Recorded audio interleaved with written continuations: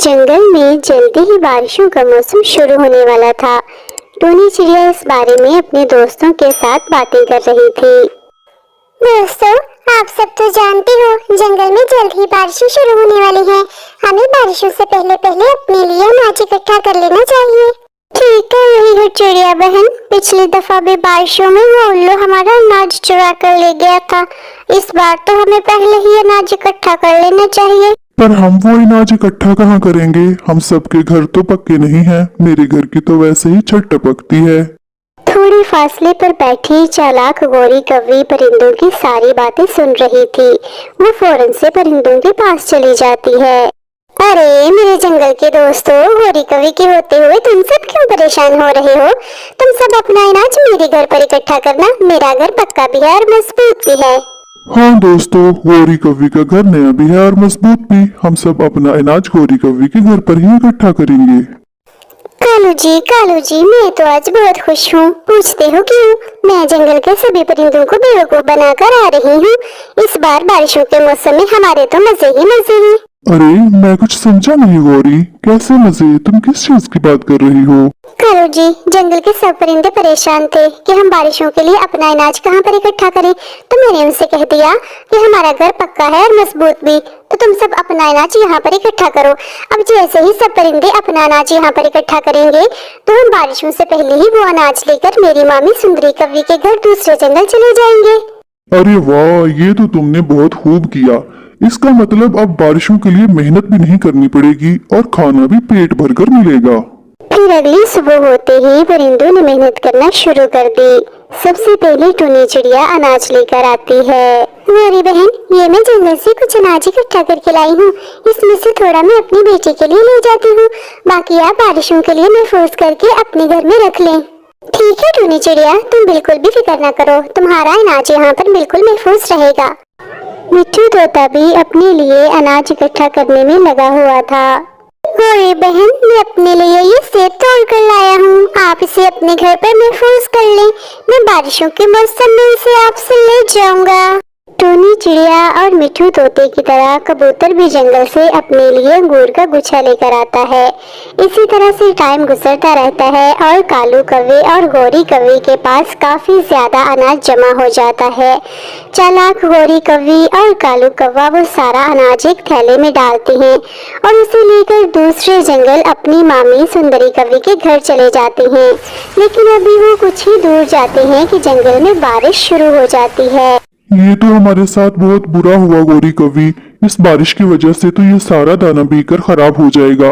वो देखो, कुछ फासले पर इंसानों की बस्ती नजर आ रही है। हम ये दाना किसी इंसान के घर पर रखवा देते हैं और जब बारिश रुकेगी फिर इसको ले जाएंगे। आंटी जी, हमने ये दाना बारिशों के मौसम के लिए बहुत मुश्किल से इकट्ठा किया। हम किसी जरूरी काम से दूसरे जंगल जा रहे थे कि बारिश शुरू हो गई। आप हमारा दाना अपने घर पर महफूज करके रख लें। जब बारिश रुकेगी तो हम आपसे ये दाना ले जाएंगे। ठीक है कौवो, मैं तुम्हारा ये अनाज महफूज कर देती हूँ। जब बारिश रुके तो तुम इसे ले जाना। मामा, मुझे बहुत तेज भूख लगी हुई है। आप मुझे गौरी आंटी के घर से अनाज ला दें। ठीक है मेरी बेटी, मैं अभी जाती हूँ और गौरी कवि से अपना बारिशों के लिए इकट्ठा किया हुआ अनाज लेकर आती हूँ। फिर टोनी मामा बारिश में भीगती हुई अपनी बेटी के लिए अनाज लेने के लिए चली जाती है। हाय ऊपर वाली, ये क्या? कौवों के घर को तो ताला लगा हुआ है। मैं तो बारिश में भीगती हुई अपनी बेटी के लिए अनाज लेने आई थी, अब क्या करूँ? बेचारी टोनी चिड़िया परेशान होकर बैठी ही थी कि वहाँ पर मिट्ठू तोता आ गया। चिड़िया बहन, क्या तुमने अपना अनाज ले लिया? मैं भी अपना मीठा सेब लेने आया हूँ। तोते भैया, अनाज कहाँ से लूँ? कौवों के घर को तो ताला लगा हुआ है। लगता है हमने कौवों के घर पर अनाज रहकर बहुत बड़ी गलती कर ली है। सुंदरी मामी, हम तो वो अनाज लेकर सीधा आपके पास आ रहे थे, लेकिन रास्ते में बारिश आ गई तो हमें वो अनाज इंसानों के घर पर रखना पड़ा। अरे देखो तो, अनाज को तुमने इंसानों के घर पर रख दिया। और हाँ, मुझे ये तो बताओ कि उस अनाज में कोई फल भी है कि नहीं? सुंदरी मामी, उस अनाज के थैले में तो बहुत ही मजेदार मीठे मीठे सेब और मीठे मीठे अंगूर भी हैं। मामा, मुझे इतनी ज्यादा भूख लगी हुई थी। आप गौरी आंटी के घर से मेरे लिए खाना लेकर क्यों नहीं आए? बेटी, कौवों के घर घर पर तो ताला लगा हुआ है। मैं अभी किसी इंसान के घर जाती हूँ और तुम्हारे लिए कुछ दाने उधार मांग के ले आती हूँ। माँ जी, आपकी बहुत मेहरबानी, मुझे अनाज के कुछ दाने उधार दे दीजिए। हमने बारिशों के लिए कौवों के घर पर अनाज इकट्ठा किया था, लेकिन न जाने वो कौवे अपने घर को ताला लगाकर कहाँ चले गए हैं। चिड़िया, कौवे तो थोड़ी देर पहले ही अनाज का एक भरा हुआ थैला मुझे देकर गए हैं। वो कह रहे थे कि हमने ये अनाज बहुत मेहनत से इकट्ठा किया है। नहीं माँ जी, वो कभी झूठ बोल रही हैं। वो अनाज तो हम सब परिंदों ने मिलकर बारिशों के इस मौसम के लिए महफूज किया था, लेकिन जब हम अपना अनाज लेने के लिए गए तो कौवों के घर पर ताला लगा हुआ था।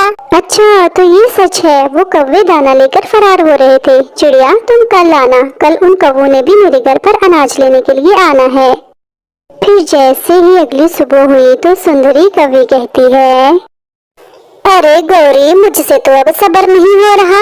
अब जाओ और वो अनाज का थैला लेकर आओ। ठीक है सुंदरी मामी, मैं और कालू अभी जाते हैं और वो अनाज का बड़ा थैला लेकर जल्द ही आपके पास आ जाएंगे। एक बार वो कौवे आ जाएं, उन्हें तो पकड़कर पिंजरे में बंद कर दूंगी। बेचारे मासूम परिंदों का अनाज लेकर जंगल से भाग रहे थे। अरे आंटी, ये आपने हमारे साथ क्या किया? हम तो आपसे अपना अनाज लेने आए हैं और आपने हमें पिंजरे में बंद कर दिया। कौवों, तुम्हें तुम्हारे सारे सवालों के जवाब मिलेंगे। बस एक बार जरा तुम टूनी चिड़िया को तो आ लेने दो। गौरी बहन, कितनी अफसोस की बात है। हम सब परिंदों ने आप पर भरोसा किया और आप हमारा मेहनत से इकट्ठा किया हुआ अनाज लेकर जंगल से भाग रहे थे। इसकी सजा तो आपको जरूर मिलेगी। सारे परिंदे मिलकर कालू कौवे और लोरी कौवे की खूब पिटाई करते हैं। चिड़िया, ये लो अपना दाना और आइंदा कभी भी इन कौवों पर भरोसा मत करना। ये कौवे कभी भी भरोसे के लायक नहीं होते। फिर टोनी चिड़िया अपना वो मेहनत से जमा किया हुआ अनाज लेकर अपने दोस्तों के पास चली जाती है। प्यारे बच्चों, आपको ये वीडियो कैसी लगी? मुझे उम्मीद है कि आपको जरूर पसंद आई होगी।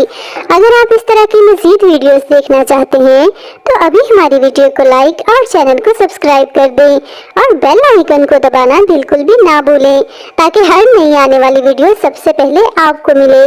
Thank you, bye bye.